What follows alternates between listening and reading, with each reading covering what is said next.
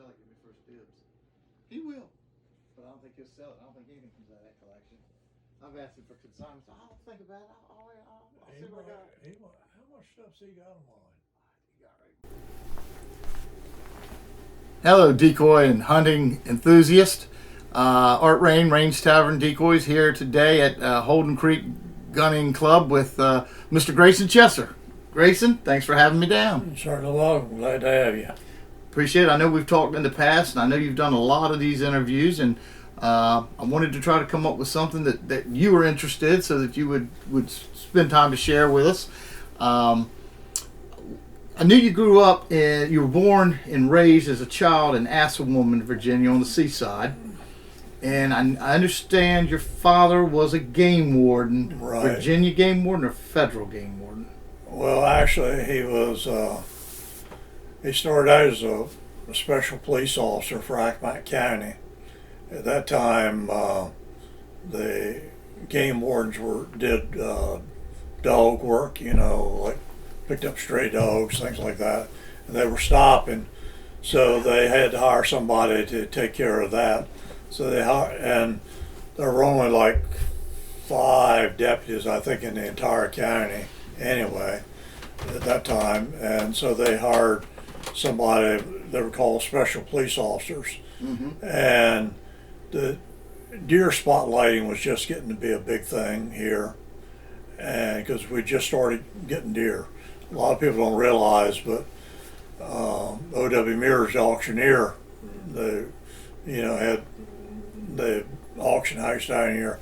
He killed the first deer that was ever killed in the eastern shore of Virginia in 1947. And when I was a boy, if you even saw a deer, it was like seeing an elephant. That was unbelievable. Now, my understanding is, I'm glad you brought that up. I had heard that during the Depression, or before, the deer were hunted to extinction here. Is that correct? Oh, I think they were gone by way before that. My grandfather said he saw one time. Oh. Yeah, you're talking about in the 20s or 30s. Yeah, okay.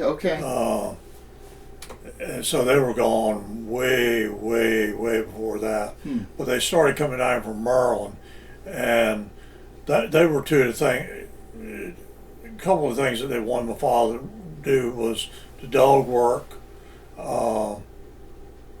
Duck trapping was a big thing at the time. Work on that, spotlighting, and plus if you had a shooting or a stabbing at a labor camp or something,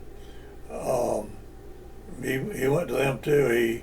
He actually, we've got here somewhere where the FBI sent him a letter of commendation where he helped capture one of the guys on 10 most wanted lists. And so he did all that, but he really liked the game warden work. He worked with Johnny Crum, who was certainly well known.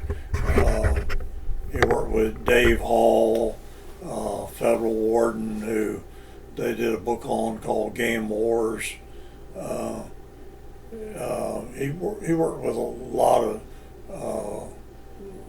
the well-known game wardens, and they worked on duck trapping and deer spotlighting too.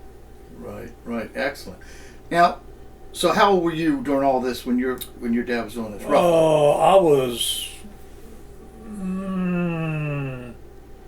maybe about 9-10 years old when he started.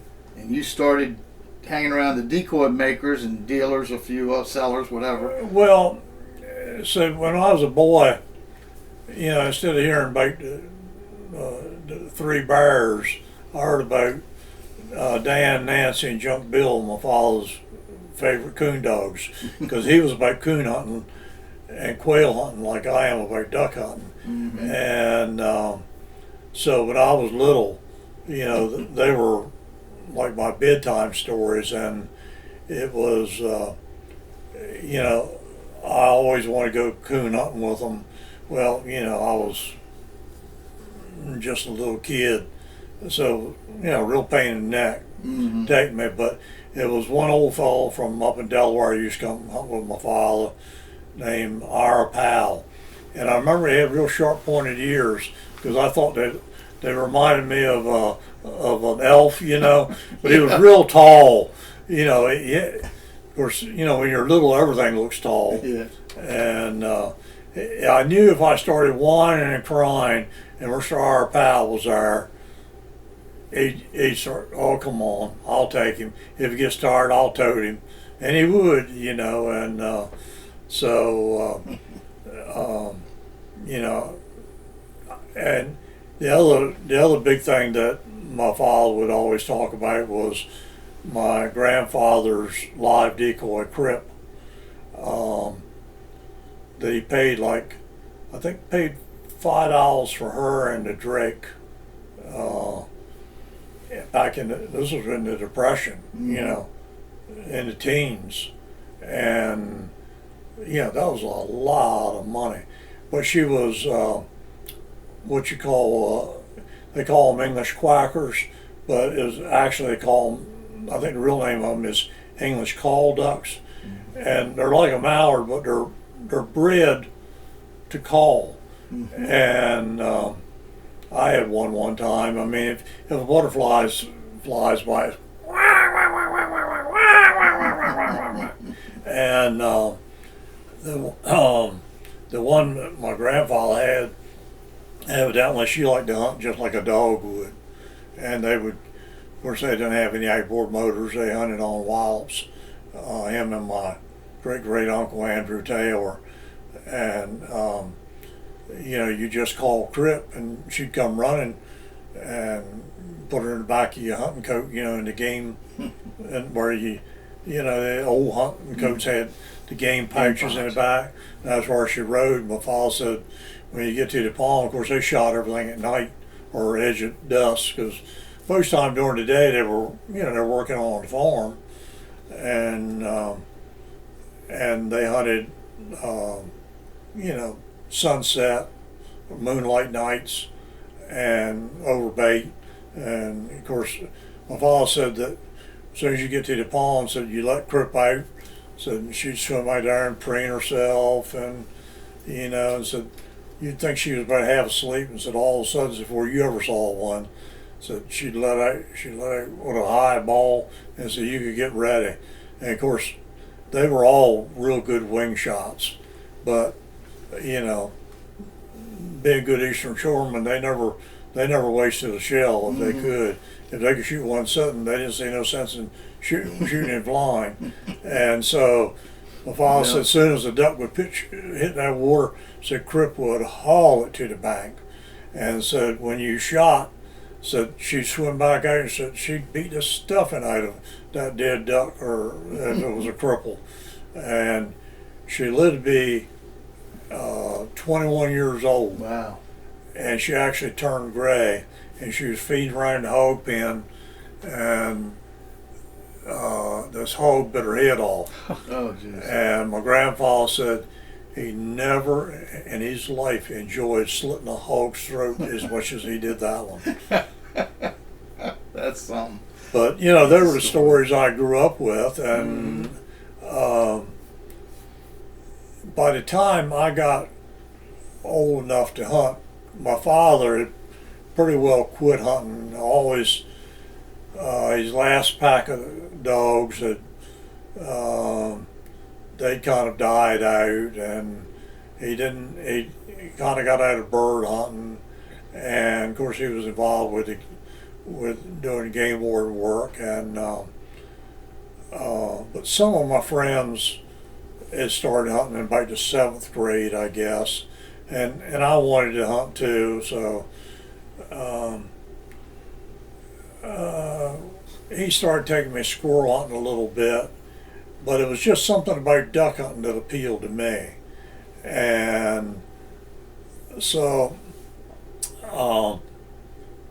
the state had a big boat at the time, 42 foot, called a John D. West, and they kept her watch brig. Milton Dowdy was the captain, and they would take her out, and they would take little boats, and tow behind her. And they'd go up Shintig and work, looking for duck traps. It wasn't a very effective way to work, but because most of what they would do is just pull the traps up. Well, by the time they got back to Watchbrig, they had new ones set. And the only way you could break it up is actually catch the guys. And but anyway, one guy had to stay with the big boat, make sure nobody did anything to her. So they were going down to Watchbrig to work, down in the Swash behind Paramore. And I begged and pleaded, and finally my father said, "All right, I'll see if you can come along." Being a game warden then was a lot different than it is now. Things were a whole lot looser. And so Milton Doty took me out on a point, and Carol Cropper brought me 3 decoys. I've got one of them over there. I've still kept it. And it's that black duck right there. Yeah. And one was a paper mache one with the head shot off, and the other one was Ike Phillips' body with a replaced head, and then it was this one. I'm not sure who made this, but I've seen a couple others like it. Some people say name them Ben Rue. I don't know. Whoever it was a good carver. Good looking bird. Yeah, they're not actually that great a decoy because they float so low into water, just the way they're designed. But anyway. Good eye peel. Yeah, oh yeah. And so they put me out on some life preservers, and I had a 28 gauge Remington automatic, and before long here come an old squaw hen swimming down the shoreline. Well, I took a bead on her just same as it was a tiger, and I killed her. Boy, you talk about, jeez, I was just like somebody took a shot of crack. I couldn't have been any more hooked. And then a little later, I killed a goldeneye, and I remember as 2 guys went by on an outboard, and I can remember one of them pointed over there to me, and I could see both of them. They were laughing at me. Sitting on those life rafts. Yeah, but boy, I was having myself a big time. And I saw snow geese and black ducks, and they were the only 2 I killed. But man, I was hooked. Yeah. And how were you then? I think I was in the 8th grade. So what is that? 13, 14? Is that 8th Uh, grade? I don't think I was that old. 12? To tell you the truth, Grade? I might have been. I think it was 59. Okay. I would have been 12, Okay. something like that. Because Okay. I think 59 was my first hunting season. Mm-hmm. And when I was a kid, I always liked art and drawing and making things out of clay. One time I made a whole baseball team out of clay, and I'd make cowboys and Indians and all those type of things out of clay. I always loved that. And so it was kind of like with decoys, it was kind of like the 2 things I really liked, hunting and art, and they just went together. Sure. And I think it was the next summer we went up to, because I started getting a few decoys. Decoys were worthless then. I mean, they had no value except as hunting decoys. Right. And the next summer we went up in Vermont with my cousins. My mother and I did on vacation. And while we were up there, we saw this brochure for Shelburne Museum. So I saw the decoys there. They had a picture of the Elmer Kroll black duck, preening it with raised wing preening. And So I wanted to go. So we went and went in there, and it was a little old lady. Her name was Merce Field. I'll never forget her as long as I live. And she had a little bun and, black dress and the black thick shoes with the thick soles. Mm-hmm. And her husband had been a game warden, and she actually hunted with him. And I don't know how old she was, but she was up there pretty good. And, she was there in the Dorset house where they had the decoy collection. Mm-hmm. She probably hadn't seen anybody in 2 weeks. And here was a little kid that was interested in decoys. And she said, she kind of looked around and said, I'm not supposed to, so but you come on with me. And she gave me a tour like, Nice. Now you would have to call up everybody in the decoy world that you knew had any connections with the Shelburne, and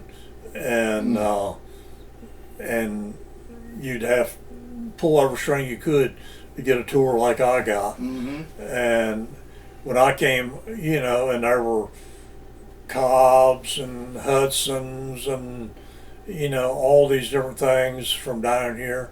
So when I came back, I'd already been picking up decoys just because I liked them, Mm-hmm. but I really started them. And the '62 storm came. Of course, I'd met Miles Hancock by that time, and stuff washed out up underneath every house on Shindig in Yep. '62, and you could go over there, Merce Hancock's, and all the kids would go around picking up decoys and finding them, and they go selling Merce Hancock for $1, Mm. and he'd sell them for $1.50.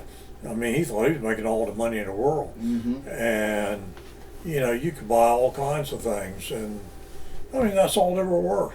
Mm-hmm. And my first ramp rig was I made a half dozen silhouettes, and I had a half dozen R. Hudson flat bottom brant that I paid $1.50 for from Merce Hancock. They sold one not too long ago down in Zeb's. Still had my paint on it, and so I had a dozen brant, and that was my first brant rig. And decoys weren't worth anything. They people would give them to you, or you could trade plastic decoys for them. Right. I'm sure they thought that I was a little nut for running around wanting to try to get decoys, but I just loved them. I thought they were great. Yeah. And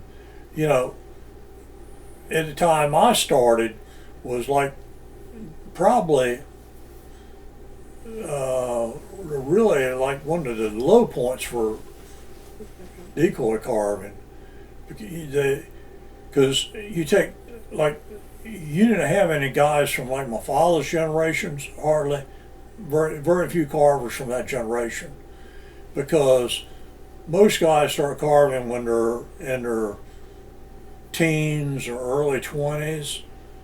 Well, it was it was a really neat time when I graduated from high school. People had given me some money, and I had a little bit of money, so I went down to Blink Ewell's down to Guilford. Blink had Mm-hmm. started buying and selling decoys, and I went down there, and he had the Cobb Redhead that just sold recently. That was Jim Doherty's. Mm-hmm. I bought that for $25. He had a 3 Elkanah Cobb black ducks. I bought one of them for $25, and a pair of Harry Shore's Golden Eyes original paint. I bought them for $25 a piece. And he showed them to Roy Bull, and Roy Bull wouldn't pay that for the Cobbs. He said, "No, that's too much money." He got them from Warren Cobb Mm-hmm. and Sheridan. He said, "That's too much money." And what did it bring? I don't know, 50, 60,000 last time it sold. But at any rate, you know, but that's all it was worth at that time. Sure. And right here on the edge of the farm where we live, it used to be an old chicken house. Well, it was a store right on down on the corner, and it was a chicken house there, and there was a friend of my father's, Bill Summers, and I'd started, you know, collecting decoys, and my father asked him because he knew he used to hunt. He said, "You got any decoys, Bill?" He said, "Yeah." So go down there to Walter Coney's store. Said they're down there. Said tell Walter I told you to go get them. So I went down there, and it was a dozen wards, canvasbacks, and bluebills, all in original paint. It was a Hudson canvasback in original paint, 3 Doug Jester black ducks that were just about mint. You know, they weren't worth anything. Right. You know, I just got them because I liked them, and I thought they were great.